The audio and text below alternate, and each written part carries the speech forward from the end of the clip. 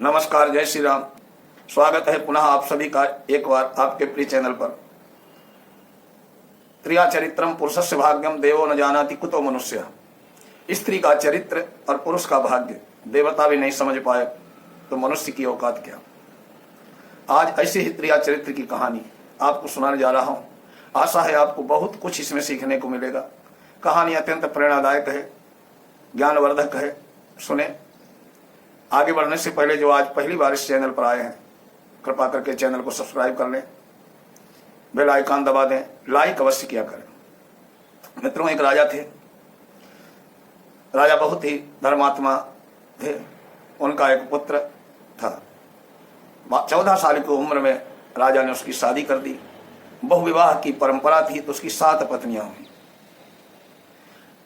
शादी होने के बाद भी राजकुमार गुरुकुल में शिक्षा ग्रहण करने के लिए जाता था। प्रतिदिन निकल के जाता था और वापस आता था। एक दिन रास्ते में एक पनिहारिन मिल गई। उसने राजकुमार से कहा कि आप कहाँ प्रतिदिन जाते हैं। राजकुमार बोला, देवी मैं विद्या अध्ययन करने के लिए जाता हूँ। पनिहारिन बोली, आपने आज तक त्रिया चरित्र पढ़ा? तो बोला, नहीं, है तो मेरे को गुरुजी ने नहीं पढ़ाया। तो बोले, फिर क्या खाक पढ़ा? अगर इतने बड़ी पढ़ाई करने के बाद भी आपने त्रिया चरित्र की पढ़ाई नहीं की तो क्या पढ़ा? राजकुमार ने कहा, कल मैं जब जाऊंगा विद्यालय तब अपने गुरुजी से जरूर कहूंगा कि मेरे को त्रिया चरित्र पढ़ाओ। दूसरे दिन राजकुमार पहुंचा अपने गुरुजी के पास, प्रणाम किया। गुरुजी कहने लगे, क्या बात, आज थोड़ा क्रोध में दिखाई दे रहे हो? राजकुमार कहने लगा, महाराज जी आपने मेरे को, हे गुरुदेव, आज तक त्रिया चरित्र ही नहीं पढ़ाया। गुरुदेव बोले, त्रिया चरित्र साधारण शिक्षा नहीं है, इसमें मृत्यु भी हो सकती है। अगर आपने त्रिया चरित्र पढ़ा तो आप भयंकर संकट में पड़ सकते हैं। राजकुमार बोला, मैं राजकुमार हूं, कैसा संकट? गुरुदेव मैं हर संकट को झेलने को तैयार हूं, आप मेरे को त्रिया चरित्र पढ़ाइए। गुरुजी पढ़ाने को तैयार हो गए। 1 साल तक वो पढ़ता रहा। जब 1 साल में उसकी विद्या पूर्ण हो गई तो गुरुजी ने उसको विदा किया। गुरु दीक्षांत समारोह हुआ। गुरुजी ने उसे एक यंत्र दिया कि अपने कान में जब तुम लगा लिया करोगे तो तुम्हें कोई नहीं पहचान पाएगा। उस समय तुम किसी को दिखाई भी नहीं दोगे, ये तुम्हारी रक्षा करेगा। राजकुमार वो यंत्र लेकर अपने घर आया। एक दिन रात्रि को 12 बजे अर्धरात्रि में उसने सोचा कि चलो आज गुरुजी का दिया यंत्र चेक करते हैं, इसका परीक्षण करते हैं। राजकुमार अपने कान में वो यंत्र लगा के नगर के बाहर खड़ा हो गया। उसी समय देखता है कि वही पनिहारिन एक थाल में भोजन सजा करके ढक करके कपड़े से कहीं जा रही है। राजकुमार को वो नहीं देख पाई, लेकिन राजकुमार ने उसे देख लिया। आगे आगे पनिहारिन, पीछे पीछे राजकुमार चला गया। जंगल में एक महात्मा रहते थे। महात्मा उसके इंतजार में थे। तो महात्मा ने जाते ही कहा, तू आज विलंब क्यों कर दिया? बोली, क्या बताऊं, मेरी शादी हुई थी, आज मेरा पति मेरे को लेने आया है, कल से मैं आ नहीं पाऊंगी और मैं उसके साथ जाना नहीं चाहती हूँ, मैं तो आपसे प्यार करती हूँ। महात्मा बोले, अगर तुम मेरे से प्यार करती हो, जाना नहीं चाहती हो, तो लो ये तलवार और जाके उसका रात्रि में गर्दन काट देना, फिर हम दोनों साथ साथ रहेंगे। वो पनिहारिन तलवार लेके घर पहुंची। सोते हुए अपने पति की गर्दन काट दी और गर्दन काट के अपने पुनः रात्रि में उसी महात्मा के पास आई। बोली, लो महाराज जी मैं तो आ गई। महात्मा बोला, अरे दुष्टा औरत, जो अपने पति की नहीं हुई वो मेरी क्या होगी, इसलिए यहां से भाग जा। पनिहारिन आई अपने घर। पति का सर उसके धड़ के पास रख के रात्रि में सो गई और प्रातः काल उठते ही चीखने लगी, रो रो के बुरा हाल कर दिया, नगर जगा दिया कि किसी ने मेरे पति की हत्या कर दी। आखिर में सारे लोग लेकर के उसके पति की शव यात्रा शमशान भूमि पहुंचे। राजकुमार भी गया था वहां। जब चिता पर उसके पति की लाश रखी गई तो वो चीख चीख के कहने लगी, मैं तो सती होंगी, मैं अब अकेले क्या करूंगी, अब पति के साथ ही मेरे को जीना था, पति के साथ ही मैं स्वर्गलोक को जाऊंगी। राजकुमार उसकी सारी कहानी रात्रि भर देखता रहा था। वो मुस्कुराते हुए बोला, ऐसी ही औरतों को कहा जाता है कि त्रिया चरित्र जाने ही नहीं कोई, खसम मार के सत्ती होई। उस पनिहारिन ने सुन लिया राजकुमार की बात। राजकुमार खड़ा खड़ा मुस्कुरा रहा था। राजकुमार के पास वो आई पनिहारिन। राजकुमार बोला, मैं सब समझ रहा हूं, मैंने सब देखा है, कायदे से तुम्हें दंड मिलना चाहिए, लेकिन जब तुम खुद ही सती हो रही हो, फूक रही हो, तो क्या किया जाए। पर निहार ने हाथ जोड़ लिए, बताना मत महाराज किसी को, मैं आपको एक बात बता रही हूं कि कहीं भी बैठना तो चटाई झाड़ के बैठना। राजकुमार बोला, मैं चटाई पर बैठने का कौन सा ऐसा मौका आएगा, मैं राजकुमार हूँ। पर निहार ने बोली, फिर भी ध्यान रखना, कहीं बैठना पड़ जाए जमीन में तो चटाई झाड़ लेना। राजकुमार ने कहा ठीक है। वो वहीं सती हो गई। राजकुमार अपने घर आया। 2-4 दिन बाद फिर राजकुमार के मन में आई कि आज फिर इस यंत्र को चेक करेंगे। राजकुमार जंगल में जाके खड़ा हो गया। उसी समय देखता है उसकी खुद की 7 पत्नियां 7 थाली भोजन सजा के जा रही हैं उसी महात्मा की तरफ। राजकुमार को वो पहचान नहीं पाई। उन्होंने समझा ये बालक है, कोई लड़का खड़ा। राजकुमारी से वो औरतें बोली, फिर वह लड़के यहाँ क्यों खड़ा है, चल मेरी ये थाली पकड़ ले, मैं गुरुजी से मिलने चल रही हूँ। उसने चुपचाप थाली पकड़ ली। आगे आगे जाके गुरुजी की कुटिया में पहुंचा तो महात्मा जी ने कहा, तुम स्वागत है तुम्हारा सबका, एक इसको ले आई हूँ। वो बोली, एक गांव का बालक है इसलिए लेते चली आई, इसलिए इसको रात्रि में यहीं रहने की जगह दे दीजिए। गुरुजी ने अपने नौकरों से कहा, सेवकों से कहा, इसे कमरे में दे दो, दूसरे कमरे में सोने का जगह। वो स्त्रियां महात्मा के कमरे में चली गई। वहां कमरे में जा करके जहां उस राजकुमार को स्थान दिया गया वहां चटाई बिछी थी। तब उसे पनिहारन की याद आ गई कि जहां बैठना चटाई झाड़ के बैठना। राजकुमार ने वो चटाई झाड़ी।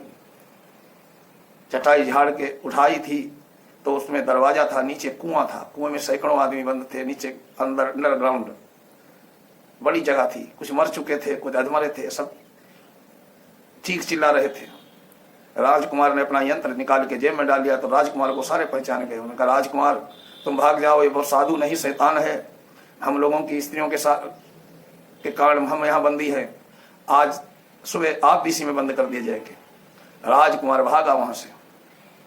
भागते भागते भागते भागते जब यंत्र निकाल रखा था उन स्त्रियों ने भी पहचान लिया। स्त्रियां कहने लगी कि महाराज अब क्या होगा, राजकुमार ने मेरे सारे दुष्कर्म देख लिए। महात्मा ने कहा, चिंता मत करो, आपको मैं एक कील देता हूं, किसी तरीके से इसे समझाना बुझाना, फिर इसके मस्तक में कील ठोक देना और उसके बाद इसकी हत्या कर देना। इस कील से लुंज पुंज हो जाएगा, इसकी याददाश्त चली जाएगी। 7 औरतें सुबह आई। राजकुमार ने कहा, तुम कहाँ गई थी? वो 7 औरतें रोने लगी।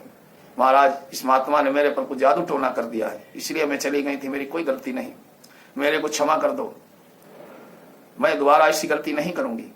राजकुमार ने माफ कर दिया, क्षमा कर दिया। अब उन औरतों में सबसे छोटी थी, उससे राजकुमार बहुत प्रेम करते थे। उसी से सबने कहा कि तुम खाना खिलाना इसे प्रेम से, और सोने जाए तो इसके कील ठोंक देना और रात्रि में इसकी हत्या कर देना। राजकुमार जब खाना बना के ले गई, भोजन किया राजकुमार ने, जब सोने लगा तो छोटी औरत ने उसके मस्तक में कील ठोंक दी। राजकुमार भाग खड़ा हुआ। भागते भागते भागते पीछे पीछे औरतें। राजकुमार अपने गुरुदेव के आश्रम में गया। गुरुजी मेरे को बचा लो। गुरुजी कहने लगे, क्या हुआ? बोला, स्त्री ने मेरे कील ठोंक दी है। गुरुजी ने ध्यान से देखा, है तो तांत्रिक कील है। बोले, अब तेरे कोई नहीं बचा सकता, मैं भी नहीं बचा सकता। राजकुमार बोला, गुरुदेव आपको बचाना तो पड़ेगा, अब मैं आपका शिष्य हूं। गुरुजी ने कहा, मैं तेरे को तोता बना सकता हूं और तू यहां से निकल जा। वहां दूर में सुखवाद नाम का एक राजा है, उसके राज्य में इस तांत्रिक का तंत्र नहीं चलता है, वहां रहना तो में तेरे को किसी से प्रेम हो जाएगा, कोई औरत तुमसे जब प्रेम करेगी तो तुम्हारी मुक्ति होगी, तुम्हारा पूरा राजकुमार बनोगे। राजकुमार तोता बन के सुखवाद नाम के राजा के नगर में चला गया, वहीं तोतों के बीच में रहने लगा। इधर उन राजकुमार की पत्नियों ने महात्मा से कहा, वो तो गायब हो गया, मैं उसे मार नहीं पाई, वो कहाँ मिलेगा? उस महात्मा ने ध्यान से देखा कि वो तो तोता बन के चला गया सुखवाद के नगर में। एक काम करो, तुम तोतो ही मारना शुरू कर दो। तो राजकुमारियों ने ऐलान कर दिया कि जो एक हमें तोता ला के देगा पकड़ के, उसे 5 सोने के सिक्के देंगे। रोज नए नए बहलिया उसे पकड़ पकड़ के तोते लाते, वो मारती थी, उनको मार देती थी। एक दिन की बात है, राजकुमारियों ने जाके महात्मा से कहा कि वो तो आया ही नहीं, जिसके कील लगी थी सर में। आखिर में बहलिया गया। एक दिन बहलिया पकड़ने लग गया, वही तोता, उसका झुंड बचा था।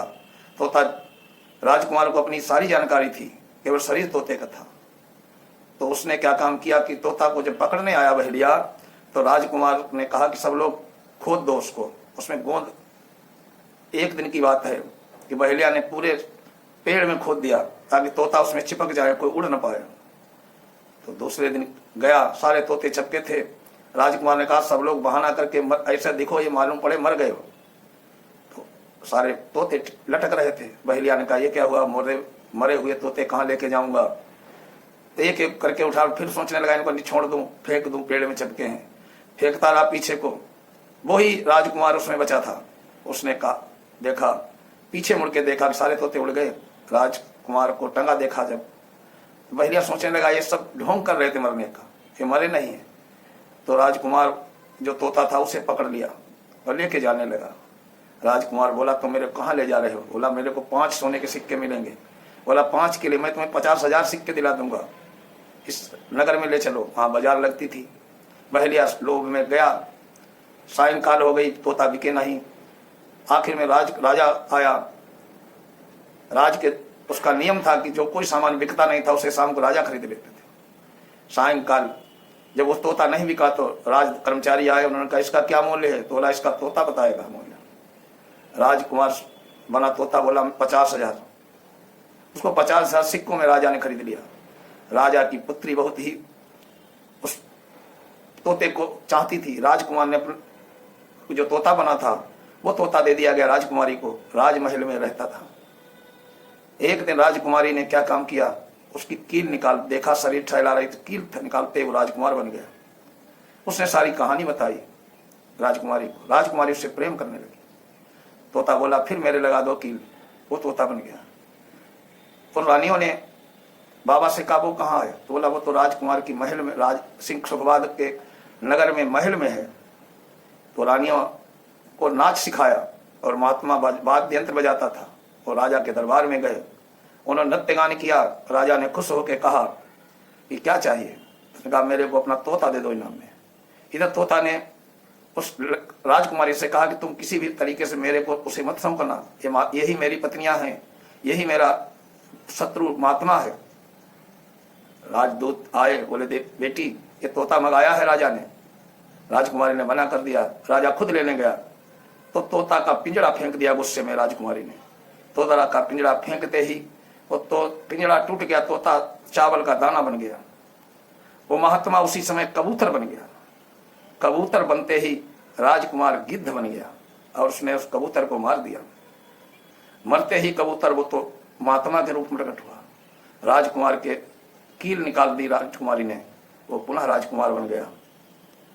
राजकुमार ने बताया कि यही मेरे शत्रु थे, इन्होंने मेरे को मारने को प्रयास किया था, ये पत्नियां हैं मेरी। महात्मा का संस्कार करा दिया गया। उन सारी रानियों को, सातों को जेल में डाल दिया गया और राजकुमार को की शादी उस राजकुमारी से कर दी गई, सुखवाद नाम के नगर के राजकुमारी से। ये है त्रिया चरित्र, अति विश्वास। ऐसी ही दुष्ट औरतों के कारण सती साध्वी स्त्रियों का भी लोग अविश्वास करते हैं। आशा है ये कहानी आपको पसंद आई होगी। फिर मिलेंगे किसी ऐसी ही प्रेरणादायक कहानी के साथ। नमस्कार, जय श्री राम।